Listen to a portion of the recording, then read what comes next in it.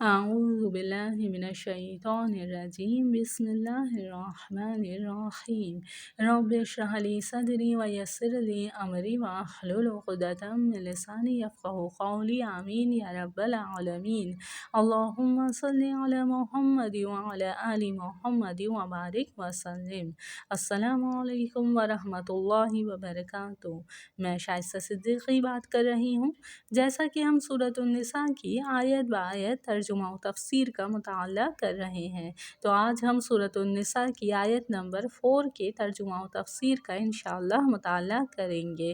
تو چلتے ہیں اپنے فرسٹ پیج کی طرف۔ وہ ٹاپکس جو آج ہم سمجھیں گے وہ ہیں سورۃ النساء کی آیت مبارکہ نمبر 4 کا ترجمہ، اس آیت مبارکہ کا ربط آیت، اس آیت مبارکہ کے تفسیری مضامین۔ اس آیت مبارکہ کے ترجمے کو سمجھتے ہیں اور چلتے ہیں اپنے نیکسٹ پیج کی طرف۔ اعوذ باللہ من الشیطان الرجیم بسم اللہ الرحمن الرحیم وَآتُوا النِّسَاءَ صَدُقَاتِهِنَّ نِحْلَةً، دے ڈالو عورتوں کو مہر ان کے خوشی سے۔ وا سے مراد اور ہے، آتو فعل امر ہے جس میں حکم دیا جا رہا ہے۔ آتو دے ڈالو، النساء عورتوں کو، صدقاتہن مہر ان کے۔ صدقات صدقہ کی جمع ہے اور صدقہ مہر کو کہا جاتا ہے، اور اس کے ساتھ ہنہ ضمیر ہے جو النساء کی طرف جاتی ہے۔ مطلب یہ ہے کہ ان کے مہر، جس سے معلوم ہوتا ہے کہ یہ مہر عورتوں کے ہیں، یہ مہر عورتوں کا حق ہے، لہٰذا یہ حق عورتوں کا ہے، ان کو ہی دینا ہے۔ آگے لفظ ہے نہلا، جس کا مطلب ہے خوشی سے، خوش دلی سے۔ یہاں اس آیت مبارکہ میں جو لفظ نساء آیا ہے، اس سے مراد وہ عورتیں ہیں جو بیویاں ہیں۔ تو وَآتُوا النِّسَاءَ صَدُقَاتِهِنَّ نِحْلَةً کا مطلب ہے اور بیویوں کو ان کے مہر خوشی خوشی دے دو۔ آگے ارشاد ہے فَإِن طِبْنَ لَكُمْ عَن شَيْءٍ مِّنْهُ نَفْسًا، پھر اگر وہ اس میں سے کچھ چھوڑ دیں تم کو اپنی خوشی سے۔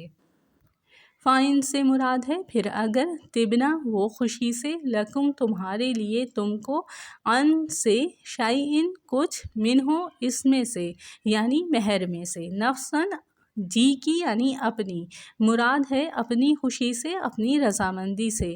تو مطلب یہ ہوا کہ پھر اگر وہ اپنی خوشی سے، یعنی بیویاں اگر اپنی خوشی سے تمہارے لیے مہر میں سے کچھ چھوڑ دیں، فَكُلُوهُ هَنِيئًا مَرِيئًا، تو اس کو کھاؤ رچتا پچتا۔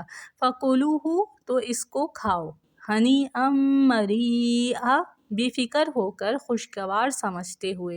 تو اب ایک سیکوینس میں اس آیت مبارکہ کے مفہوم کو سمجھ لیتے ہیں۔ تم لوگ بیویوں کو ان کے مہر خوش دلی سے دے دو، پھر اگر وہ بیویاں اپنی خوشی سے چھوڑ دیں تم کو اس مہر میں سے کچھ، اور یہی حکم کل کا بھی ہے، تو اس حالت میں تم اس کو کھاؤ، برتو مزیدار، خوشگوار سمجھ کر۔ تو اس طرح اس آیت مبارکہ کا ترجمہ مکمل ہوا۔ اب اس آیت مبارکہ کے ربط آیت کو سمجھتے ہیں اور چلتے ہیں اپنے نیکسٹ پیج کی طرف۔ گزشتہ آیت میں کثرت ازدواج کی وجہ سے جو عورتوں پر ظلم ہوتا تھا اس کا ازالہ تھا، کہ کثرت ازدواج کی صورت میں عدل کرنے کا حکم تھا، اور تحدید ازواج کا حکم تھا کہ ایک وقت میں 4 سے زائد نکاح کی اجازت نہیں ہے۔ تو یہ عورتوں کے حقوق سے متعلق گزشتہ آیت میں بھی تفصیل تھی۔ اب اس آیت مبارکہ میں عورتوں کے ایک خاص حق کا ذکر ہے، اور اس میں جو ظلم و جور ہوتا تھا اس کا ازالہ ہے، اور یہ حق حقی مہر ہے۔ یعنی ربط یہ بن رہا ہے کہ پہلے عورتوں کے حقوق کا ذکر تھا، اب ان میں سے ایک خاص حق حقی مہر کے حوالے سے گفتگو ہے، جس میں عورتوں کو خوش دلی سے مہر ادا کرنے کی تلقین ہے، اور عورتوں کے حقی مہر سے متعلق اہم ہدایات عطا فرمائی گئی ہیں۔ تو یہ تھا ربط آیت۔ اب اس آیت مبارکہ کے تفصیلی مضامین کا مطالعہ کرتے ہیں اور چلتے ہیں اپنے نیکسٹ پیج کی طرف۔ سب سے پہلی بات، مہر کی ادائیگی کا حکم اس آیت مبارکہ میں دیا گیا ہے۔ یہ مہر کیا ہوتا ہے؟ جو شوہر کے ذمے قرض اور قرض ہوتا ہے اور بیوی کا حق ہوا کرتا ہے۔ مہر کی ادائیگی کا حکم قرآن پاک دیتا ہے، رب العالمین نے اس کا حکم عطا فرمایا ہے۔ آیت میں جو لفظ صدقات آیا ہے، صدقہ کی جمع ہے۔ صدقہ اور صداق عورتوں کے مہر کو کہا جاتا ہے۔ اس لفظ کے مادہ صدق ہے۔ مہر کو صدقہ اس لیے کہتے ہیں کہ صدق کے اس مادے میں سچ کے معنی ہیں، اور مہر سے بھی چونکہ شوہر کا اپنی بیوی کی طرف سچا میلان ظاہر ہوتا ہے، اور یہ بیوی کی جانب شوہر کے میلان کی صداقت کی دلیل اور علامت ہوتا ہے۔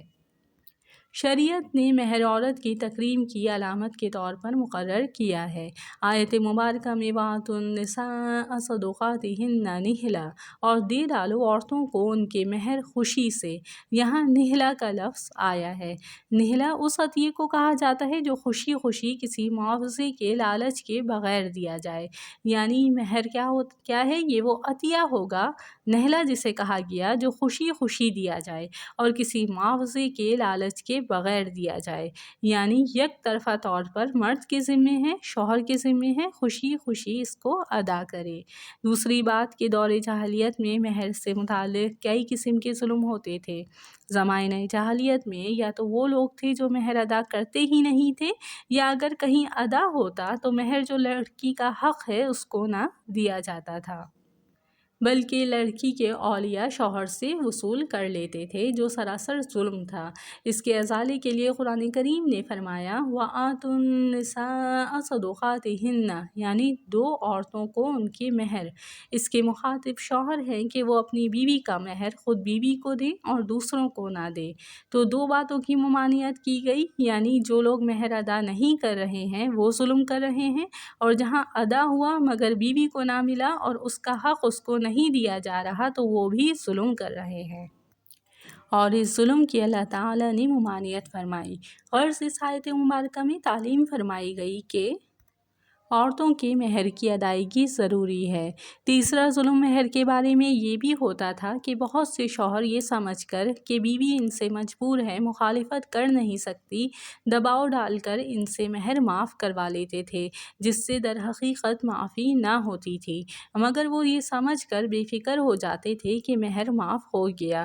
اس ظلم کے ازالے کے لیے آیت مبارکہ میں ارشاد فرمایا کہ فَإِن طِبْنَ لَكُمْ عَن شَيْءٍ مِّنْهُ نَفْسًا فَكُلُوهُ هَنِيئًا مَرِيئًا، یعنی اگر وہ عورتیں خوش دلی کے ساتھ اپنے مہر کا کوئی حصہ تمہیں دے دیں تو تم اس کو کھا سکتے ہو، تمہارے لیے مبارک ہوگا۔ مطلب یہ ہے کہ جبر و اکراہ اور دباؤ کے ذریعے معافی حاصل کرنا تو کوئی چیز نہیں، اس سے کچھ معاف نہیں ہوتا، لیکن اگر وہ بالکل اپنے اختیار اور رضامندی سے کوئی حصہ مہر کا معاف کر دیں یا لینے کے بعد تمہیں واپس کر دیں تو وہ تمہارے لیے جائز ہے اور درست ہے۔ یہ مظالم زمانۂ جاہلیت میں بہت زیادہ تھے، جن کا ازالہ قرآن حکیم نے اس آیت مبارکہ میں فرمایا۔ افسوس ہے کہ جاہلیت کے زمانے کی یہ باتیں مسلمانوں میں اب بھی موجود ہیں۔ ان سب مظالم سے بچنا لازم ہے۔ تیسرا مضمون کہ مہر ادا نہ کرنے پر سخت وعیدیں ہیں۔ یہ دیکھیے، اسلام وومنس رائٹس کی بات کرتا ہے، عورتوں کے حقوق کی بات کرتا ہے۔ کہا جا رہا ہے کہ عورتوں کو ان کے مہر خوشی خوشی ادا کرو، اور جو ادا نہ کرے جان بوجھ کر تو بڑی سخت وعیدیں ہیں قرآن حکیم میں بھی اور احادیث مبارکہ میں بھی۔ حدیث مبارکہ ہے عن میمون الکردی عن ابیہ قال، حضرت میمون کردی اپنے والد سے روایت کرتے ہیں کہ وہ بیان کرتے ہیں قال رسول اللہ صلی اللہ علیہ وسلم، کہ رسول اللہ صلی اللہ علیہ وسلم نے ارشاد فرمایا کہ ایما رجل تزوج امرأۃ علی ما قل من المہر او کثر، جس شخص نے کسی عورت سے کم یا زیادہ مہر پر نکاح کیا، لیس فی نفسہ ان یؤدی الیہا حقہا، اور اس کے دل میں اس حق مہر کی ادائیگی کا ارادہ اور نیت نہیں ہے، لقی اللہ یوم القیامۃ وہو زان، تو وہ قیامت کے دن اللہ تعالیٰ کے حضور میں زناکار کی حیثیت سے پیش ہوگا۔ مطلب یہ ہے کہ جو شخص ادائیگی مہر کے بارے میں بدنیت ہے، اس نے مہر کا اقرار تو کر لیا ہے لیکن دل میں یہ ہے کہ یہ بس زمانی بات ہے، دینا دلانا کچھ نہیں ہے، مہر ادا کرنے کی نیت نہیں ہے، تو اس کے نکاح میں اتنا بڑا نقص اور وہ اس درجے کا گنہگار ہے کہ قیامت میں وہ زناکار مجرم قرار دیا جائے گا۔ اتنی سخت بات ہے، اس لیے اس آیت مبارکہ میں فرمایا کہ وَآتُوا النِّسَاءَ صَدُقَاتِهِنَّ نِحْلَةً، اور بیویوں کو ان کے مہر خوشی سے ادا کرو۔ تیسرا اور آخری تفصیلی مضمون کہ بیوی اگر اپنی خوشی سے کل مہر یا اس کا کوئی حصہ چھوڑ دے تو پھر شوہر اسے اپنے تصرف میں لا سکتا ہے۔ آیت مبارکہ میں ارشاد ہے فَإِن طِبْنَ لَكُمْ عَن شَيْءٍ مِّنْهُ نَفْسًا فَكُلُوهُ هَنِيئًا مَرِيئًا۔ پھر اگر وہ اس میں سے کچھ چھوڑ دیں تم کو اپنی خوشی سے تو اس کو کھاؤ رشتہ پشتہ۔ آیت مبارکہ میں الفاظ آئے ہیں ہنی ام مریعا، اور ہنی ان اور مریعن دونوں فاعل کے وزن پر صفت کے الفاظ ہیں۔ ہنی ان لغت میں اس چیز کو کہتے ہیں جو کسی مشقت و تکالیف کے بغیر حاصل ہو جائے۔ جب یہ طعام یعنی کھانے کی صفت واقع ہو تو اس کے معنی خوشگوار طعام کے ہوتے ہیں، یعنی ایسا طعام، ایسا کھانا جو کسی مشقت کے بغیر حلق سے اتر جائے اور آسانی سے ہضم ہو کر جزوِ بدن بن جائے۔ مریعن کا لفظ بھی مذکورہ معنی میں استعمال کیا جاتا ہے، غرض دونوں الفاظ قریب المعانی ہیں، ہنیئن اور مریعن۔ اسی وجہ سے ان دونوں الفاظ کا ترجمہ خوشگوار کے الفاظ سے بھی کیا جاتا ہے اور رشتہ پشتہ کے الفاظ سے بھی۔ یہ اس آیت مبارکہ میں کہا گیا کہ خوشگوار سمجھ کر بے فکر ہو کر کھاؤ۔ کیا مراد ہے؟ مہر بیوی کا حق ہے، وہ چاہے تو پورا معاف کر دے، چاہے تو کچھ حصہ معاف کر دے۔ تو اگر معاف کر دیا تو شوہر اس کو استعمال کر سکتا ہے، مگر یہ بیوی اپنی مرضی سے معاف کر سکتی ہے، جبراً معاف کروانا درست نہیں ہوگا۔ تو اس آیت مبارکہ میں تعلیم فرمائی گئی ہے کہ بیویوں کو مہر کی ادائیگی لازم ہے، اور مہر نکاح ہوتے ہی بیوی کا حق بن جاتا ہے۔ ساری زندگی کفالت کی ذمہ داری کس پر ہے؟ مرد پر ہے۔ شوہر پر ہے تو وہ مہر ادا کرے تاکہ بتائے کہ میں تمہاری زندگی بھر کفالت کروں گا، اور مہر کی ادائیگی میں اگر وہ پس و پیش کر رہا ہے تو اس سے کیا توقع کی جائے گی کہ وہ ساری زندگی بیوی کی کفالت کرے گا۔ ہمیں سمجھنا چاہیے، اللہ تعالیٰ ہمیں سمجھ عطا فرمائے، آمین۔ تو شوہروں کا فرض اور بیویوں کا حق ہے کہ بیویوں کا مہر ادا ہو۔ تو اس طرح اس آیت مبارکہ کے تفصیلی مضامین مکمل ہوئے۔ اللہ تعالیٰ سے دعا ہے کہ اللہ تعالیٰ ہمیں دین کی سمجھ عطا فرمائے اور دین کے تقاضوں پر عمل کرنے کی توفیق عطا فرمائے، آمین یا رب العالمین۔ اللہم صلی علی محمد وعلی آل محمد وبارک وسلم۔ السلام علیکم ورحمۃ اللہ وبرکاتہ۔